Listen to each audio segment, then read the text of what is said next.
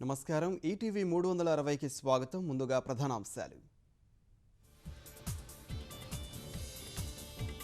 గాఢ అంధకారంలో చెన్నై మునిగిన మహానగరం, నానుతున్న ఇళ్ళు, కాలనీలు, దిక్కుతోచని ప్రజలు. నీటిలో ఐటీ సంస్థలు, నిలిచిన రైళ్లు, విమానాలు. చెన్నైలో 100 ఏళ్ల రికార్డును బద్దలు కొట్టిన వర్షాలు. జయలలితకు మోదీ ఫోన్, ఆదుకుంటామని భరోసా, సహాయక చర్యల కోసం రంగంలోకి దిగిన సైన్యం. నెల్లూరు, చిత్తూరు జిల్లాల్లోనూ కుండపోత వర్షాలు, ప్రమాదకర స్థితిలో లోతట్టు ప్రాంతాలు.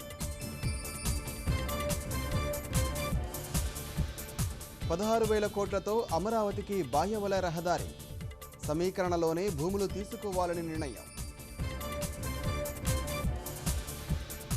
జూన్ 1లోగా విజయవాడకు రావాల్సిందే, కార్యదర్శులు, విభాగాధిపతులకు సర్కారు ఉత్తర్వులు. కర్నూలు జిల్లాలో కరువు కాటుకు పల్లెలు ఖాళీ, ఆసరా కోల్పోతున్న వృద్ధులు, చిన్నారులు.